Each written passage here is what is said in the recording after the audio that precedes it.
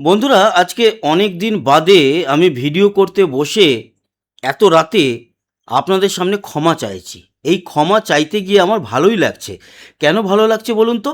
যেই বিষয়টা নিয়ে আমি আলোচনা করেছিলাম এর আগের ভিডিওটা নয়, ইউসিসি নিয়ে নয়, তার আগে মিড ডে মিল নিয়ে। সেই ব্যাপারে আমার কাছে একটা ফোন এসছিল। সেই ফোনটা করেছিলেন গভর্নমেন্টের একজন বড় অফিসার। নিশ্চয়ই আমি ওনার নাম বলবো না, ওনার পরিচয় দেব না। কিন্তু উনি খুব সুন্দরভাবে আমার সঙ্গে কথা বলেছেন এবং উনি আমাকে ফোন করে বলেছেন যে আপনি, এবং স্যার বলে আমাকে কথা বলেছেন যে আপনি একজন ইনফ্লুয়েন্সার, নেট প্রভাবী। আপনি এই বিষয়টাকে একটুখানি অন্যরকমভাবে বললেও পারতেন। আমি বললাম, কেন, আমি কি ভুল বলেছি? তো উনি বললেন যে ইসকনকে যে দায়িত্ব দেওয়া হয়েছে মিড ডে মিলের, তার পিছনে অনেকগুলো কারণ আছে।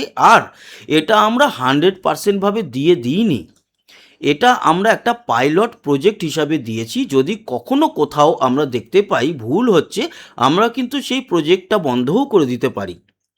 আপনি একটুখানি মানুষকে বলবেন যে আমরা কেন দিয়েছি, এবং সেই বিষয়ের উপরে উনি কিছু কথা আমার সঙ্গে বলেছেন। সেটা আমার খুব ভালো লাগছে যে এর আগের গভর্নমেন্টে এই ঘটনাগুলো ঘটতো না। আজকে এই ঘটনাটা আমার সঙ্গে ঘটলো যে একজন, আমি, দেখুন, আমার নাম্বারটা পাওয়াটা কোনো ব্যাপার নয়। আমার নাম্বার অনেকেই জানে।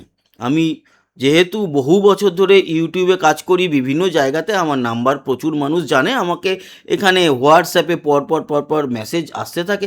তো যে কোনো একজন সরকারি, এবং এটাও বলে রাখি, আমরা যে ফর্ম ফিল আপ করি, এই যে এসআইআর এর ফর্ম ফিল আপ করেছি, সেখানে তো আমারই নাম্বার দিয়েছিলাম না?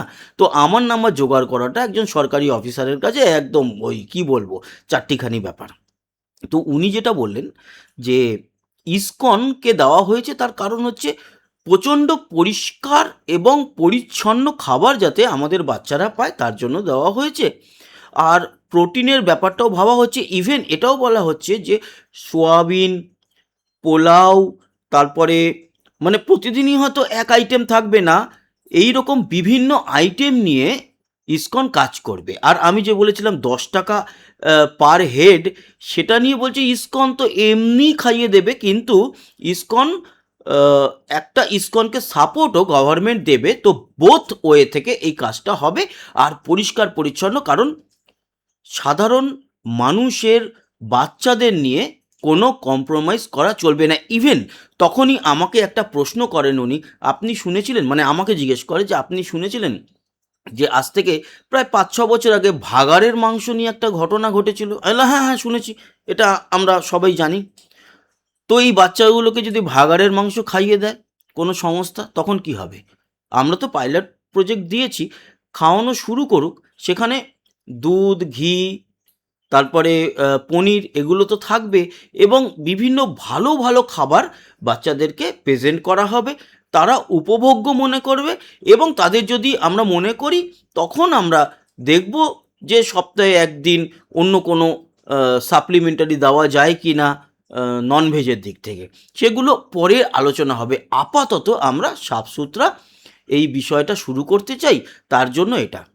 আপনি প্লিজ আপনার দর্শকদের বলে দেবেন। আমার এই বিষয়টা প্রচণ্ড ভালো লেগেছে, প্রচণ্ড। এবং আমি আপনাদের কাছে বলতে চাই যে একদম ঠিক।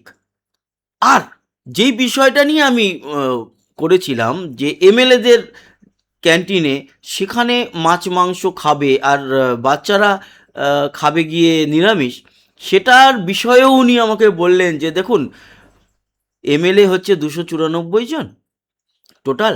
আর তারপরে আরও স্টাফ, আদার স্টাফ থাকে, তারপরে অনেকেই খায়, আবার নাকি ড্রাইভাররা থাকে। এইসব মিলিয়ে প্রায় 500-600 মানুষের রান্না হয় এক এক দিন আম, আমাদের বিধানসভার যে ক্যান্টিন সেখানে। তো এমএলএ ক্যান্টিনে যে রান্না হয় সেটা একটা কন্ট্রোলের মধ্যে থাকে, সেখানে পুরো সিস্টেম দেখা হয়। আর এখানে তো একটা জায়গায় থাকবে না, এটা তো কন্ট্রোলে থাকবে না আমাদের, এটা টোটালি আলাদা আলাদা স্কুল। সেখানে কাদের কাদের দায়িত্ব দেওয়া হবে এখনও পর্যন্ত কেউ জানে না।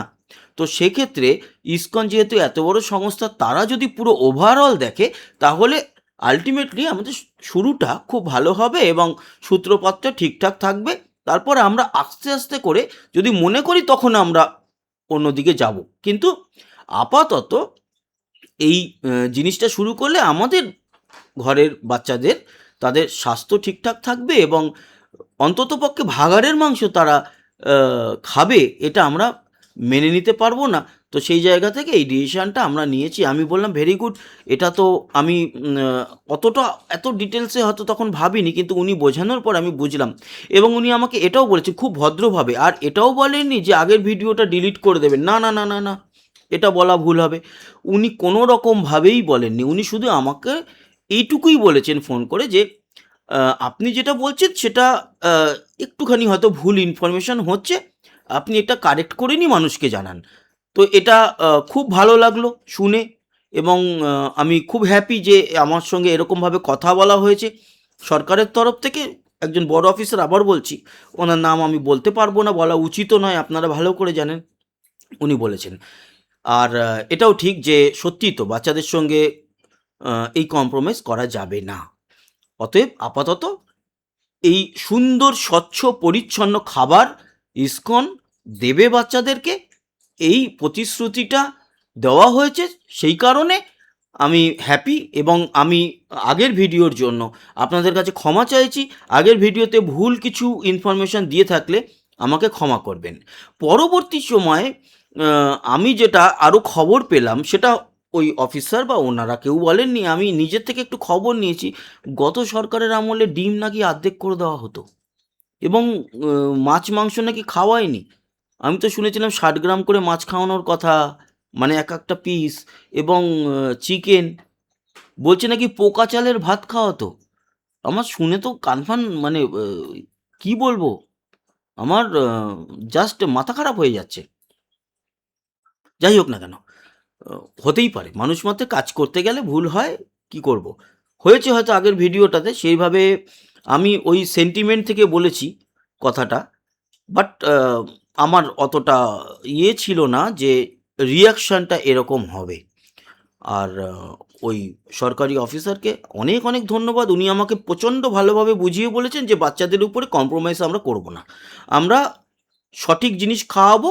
পরে প্রয়োজন মনে হলে তখন আমরা ১ দিন ২ দিন এগুলো পরে আসবো, সেগুলো নিয়ে এখন আমরা আলোচনা করছি না। আপাতত পরিষ্কার পরিচ্ছন্ন একেবারে খাবার বাচ্চাদের হাতে তুলে দেওয়াটা আমরা দায়িত্ব মনে করছি। Hats off, thank you. আমার ভুলের জন্য আমাকে ক্ষমা করবেন। আর এটা আমাকে ক্ষমা চাওয়ার জন্য কেউ বলেনি। আমাকে বলা হয়েছে শুধু যে আপনি এটা জানিয়ে দেবেন যে এইটা কারণ। আমি নিজের থেকে মনে হলো কোথাও একটা আমার ভুল হয়েছে আগের ওই ভিডিওটাতে। এই জন্য আমি আপনাদের কাছে ক্ষমা চাইছি। নিজের ভাই, দাদা, পরিবারের অংশ হিসাবে মেনে নেবেন। হতেই পারে না, সংসারের মধ্যে একটুখানি খুঁটিনাটি। বাট ভেরি গুড এই ডিসিশনটা নেওয়ার জন্য, এবং আমি মনে করি এটা ভালোই হবে। ঘিয়ে ভাজা মিষ্টি, সোয়াবিনের বিভিন্ন রকম আইটেম থাকবে এক এক দিন, পোলাও থাকবে, কোনো দিন ফ্রাইড রাইস থাকবে ভেজ, কোনো দিন সাদা ভাত, তার সঙ্গে গাঢ় ডাল, ভাজা, পাঁপড়, কোনো দিন আরও এরকম প্রচুর আইটেম নিয়ে আলোচনা চলছে, এবং প্রচণ্ড নাকি ভালোভাবে খাওয়ানোর পরিকল্পনা চলছে। তো আমি খুব হ্যাপি এই বিষয়টা জানার পর, এবং অনেক ধন্যবাদ সেই অফিসারকে, আমাদের পশ্চিমবঙ্গ সরকারকে, আমাদের মুখ্যমন্ত্রীকে। আবারও বলছি, কেউ কিন্তু আমার সঙ্গে খারাপ ব্যবহার করেনি। খুব সুন্দরভাবে আমাকে ওনারা বুঝিয়েছেন যে এই বিষয়টাকে আপনি তুলে ধরবেন, আমি সেটা তুলে ধরলাম। ভালো থাকবেন, সুস্থ থাকবেন, এবং আমাদের সঙ্গে যুক্ত থাকবেন এই সমস্ত সব খবরাখবর ঠিকঠাক জানার জন্য। আবার দেখা হচ্ছে, ততক্ষণের মতো টাটা।